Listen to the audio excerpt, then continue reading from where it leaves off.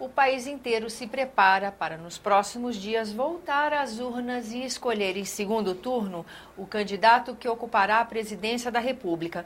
Em alguns estados também escolherá governadores. E enquanto o segundo turno ainda não acontece, nós estamos ouvindo os senadores aqui no programa Argumento, ouvindo uma análise sobre o primeiro turno e as expectativas para a próxima votação. Quem conversa conosco agora sobre esse assunto é o senador Antônio Aureliano. Senador, muito obrigada pela sua presença aqui no nosso programa. Diga para nós, para começo de conversa, um balanço do que o senhor achou dessa primeira etapa das eleições de 2014. Primeiro, eu quero agradecer, é sempre um prazer estar aqui, nosso, discutindo sempre importantes temas para que cada vez mais o eleitor possa e o cidadão brasileiro possa ter conhecimento como as coisas estão fluindo no que se refere ao interesse fundamental da vida deles, que é a área pública e a área política, que o cidadão tem que estar acompanhando para e passo. É verdade, é verdade. Mas a minha visão é o seguinte, a primeira coisa importante nesse primeiro turno é dizer que os institutos de pesquisa eles são apenas indicadores. Comprovou-se isso. Comprovou-se que os institutos de pesquisa, eles indicam tendências. Comprovou-se cada vez mais que eles não têm uma segurança do futuro acontecimento.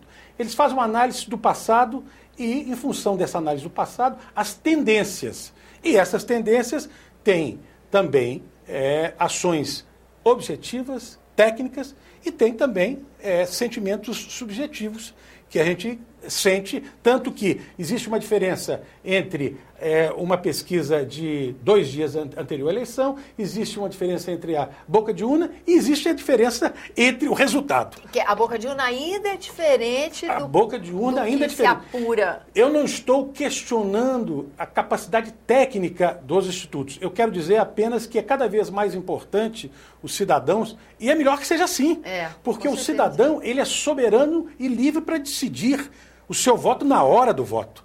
O Instituto de Pesquisa, ele não tem soberania sobre a vontade do eleitor. Ele dá uma tendência em função de informação do próprio eleitor. Mas o sentimento do eleitor, ele é dinâmico. E a cada momento ele vai discutindo e vendo e se aprofundando nos temas e no processo decisório dele decide no momento da urna, que é uma coisa extraordinária, esta liberdade soberana da hora do voto. Realmente. É fundamental. É um grande ato de cidadania, né? É um ato importantíssimo de cidadania, porque todos os seres humanos se igualam. Na hora dessa escolha. Porque a escolha é única e exclusivamente da pessoa. Senador, e a ausência? Eleitores ausentes. Quase 30% do eleitorado brasileiro. Isso aí. Era esperado? Não, eu diria na verdade, outro dado importante. Eu diria que foi realmente uma quantidade grande de ausência. E aí não estava sendo... Inclusive, não se avaliava isso. Não tinha... A pesquisa não captou. Não captou em nenhum momento. Nem ela não captou esse sentimento. Agora, na verdade, eu particularmente, eu tenho sentido que é fundamental cada vez mais nós trabalharmos com a necessidade... Eu, particularmente, sou favorável ao voto obrigatório. É mesmo? Sou favorável ao voto obrigatório. Por quê, senador? Porque eu diria o seguinte, é que o voto obrigatório, ele torna o cidadão com obrigatoriedade de ser livre. Obrigatoriamente livre. Aí você fala, mas como? Isso é uma contradição. Ele é obrigado a ser livre. Sabe por quê? Porque é o seguinte, eu vou fazer uma análise com você. Diga. Vamos imaginar o seguinte, a pessoa, ela fala assim, não, eu vou abrir mão do meu direito de liberdade. Ela não pode abrir mão desse direito, porque isso é fundamental para cada um dos cidadãos. Ela pode ir lá e até votar em branco, ela pode até votar nulo, mas aquilo, essa liberdade, eu diria o seguinte, ninguém pode ser contra a liberdade.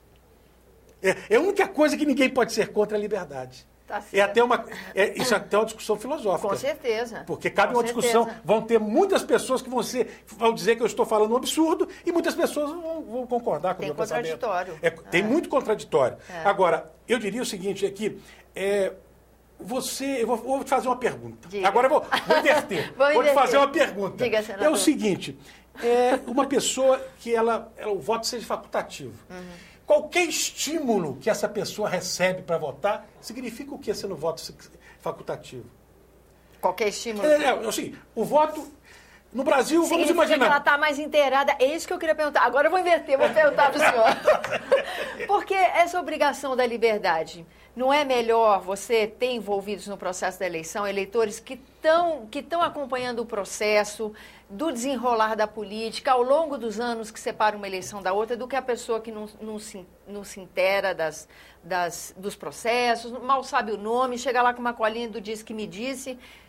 Mas como que eles serão estimulados? Quais que serão os estímulos? Como que vamos fiscalizar os estímulos?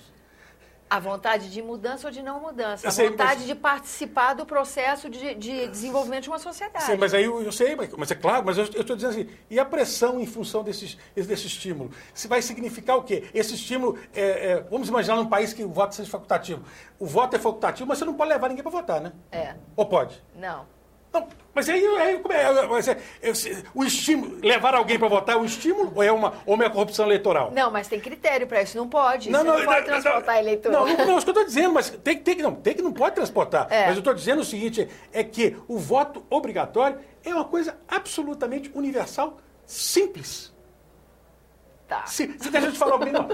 Nós estamos... Eu sempre digo o seguinte, eu vou falar outro, vou ser mais polêmico aqui. O voto obrigatório é mais ou menos como o casamento em comunhão universal de bens. Não tem discussão. Comunhão universal de bens é metade para cada um e ponto final do que era antes, do que é agora, do que é depois. Então não tem conversa. A discussão é muito mais simples. É muito mais prático. Agora, você quando chega e fala assim... É polêmico isso, hein, senador? Não, é polêmico. Mas é polêmico, você que é polêmico. É muito polêmico. Mas eu estou dizendo só o seguinte, tanto é que você não me perguntou sobre o voto. Eu que estou dizendo sobre o voto obrigatório, porque eu faço questão, é o seguinte, cada vez mais nós devemos, o homem público tem que dizer ao cidadão o que ele pensa. Com certeza. E nesse ponto, a atuação dos marqueteiros, nesse primeiro turno, o senhor acha que se interpôs, tirou a clareza entre eleitor e candidato na expressão dos seus programas, das suas ideias? O senhor acha que houve uma interferência negativa dos marqueteiros? Eu acho que a interferência dos marqueteiros é negativa quando elas incidem em o candidato fazer algo que não está de acordo com a sua vida, com a sua história. Aí é seríssimo. Aí ele passa a ser ruim para o candidato, porque a pessoa ela é orientada a falar determinadas coisas que em determinado momento na vida dele é questionável. Nem cabe, né? Nem cabe. Você pode observar o seguinte, o candidato que estiver mais em sintonia com o que ele viveu, com o que ele vive, com o que ele fez e com o que ele pregou, o eleitor. Coerência. A coerência no processo de votação entre o pensar... O trabalho já realizado. O trabalho já realizado é fundamental. Porque você tem que mostrar o pensar, o falar e o agir. Essa coerência tem que ser convergente. Tem que ser convergente. Apesar de que na história da humanidade, tem alguns que costumam bater na mentira e começam a achar que a mentira é verdade. E aí... Sustenta, né? Sustenta até o último momento. E no segundo turno, o senhor acha que a discussão das ideias vai ser o foco? O ataque pessoal, como alguns analistas políticos falam, vai ser pesado? Qual a expectativa do senhor para o segundo turno? Eu diria o seguinte, eu diria que vai ser uma discussão num nível importante, no sentido de que os candidatos vão colocar a parte programática e uma discussão em alto nível. Mas, evidentemente, que o ser humano tem emoção. O ser humano, ele tem razão e tem emoção. Em determinado momento, qualquer ser humano que escuta alguma coisa que seja algo que ele se sinta ferido, ele pode, na verdade, ter uma reação. Mas isso é uma coisa natural. Eu acho que essa eleição tem se mantido dentro de um contexto de civilidade, de um contexto de respeito. Agora, o respeito não quer dizer não falar a verdade. Sim. Você respeitar uma pessoa, você pode estar respeitando uma pessoa e dizendo que ela não está sendo correta no trato da coisa pública. Você não está desrespeitando. Se é evidente que você tem a convicção de que ela não está sendo, os jornais todos estão colocando como ela não está sendo. Por exemplo, eu vou te dar um exemplo. Diga. Eu disse que é lapidar o voto do decano Celso de Mello no Superior Tribunal Federal a respeito do mensalão do PT. Ele simplesmente, é só ler, e ele coloca que pessoas no governo se reuniram para, utilizando do seu poder, favorecer pessoas e partidos em detrimento do erário público. Isto, sou eu que estou dizendo. Isso foi o voto do decano, ministro Celso de Mello, a respeito do que aconteceu no governo. Senador, para encerrar aqui a nossa entrevista, o que o senhor aconselha ao eleitor brasileiro? Qual é o tema que o senhor acha que, olha, esse tema não pode faltar, essa pauta aqui o eleitor tem que prestar atenção, no que é que o senhor acha que o eleitor tem que estar atento como itens de programa? São 5 itens fundamentais. 5 itens fundamentais. Reforma política. O futuro presidente da República tem que iniciar o seu mandato colocando claramente, propondo uma reforma política, porque é a essência de todo. Você não faz nenhuma modificação nesse país se você não tiver uma reforma política, que é a raiz de todas as outras reformas. Consequentemente, depois, reforma tributária, onde que você quer saber aonde que o Estado está propondo a fazer por você e aonde que ele vai tirar do seu bolso para fazê-lo. Então, esta reforma tributária é fundamental. E os 3 outros temas fundamentais é que quem é capaz de fazer mais saúde, mais segurança e mais educação. Mais saúde, mais segurança e mais educação.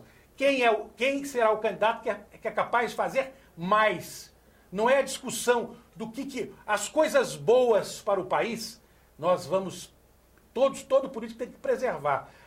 Nesse momento está discutindo o seguinte: qual dos candidatos é capaz de fazer mais? Qual que é capaz de dar mais esperança, dar mais educação, dar mais segurança, dar mais saúde para toda a população brasileira? Senador, muito obrigada pela sua presença aqui no nosso programa. Prazer é todo meu. Sempre um prazer estar aqui com você. Muito obrigada, senador. É a você que nos acompanha. Muito obrigada pela atenção. Esse é o programa Argumento. Eu sou Tânia Horman e você é nosso convidado para participar desse trabalho enviando sugestões ou críticas. Utilize endereço eletrônico e número de telefone que estão disponíveis aí na sua tela. Até a próxima.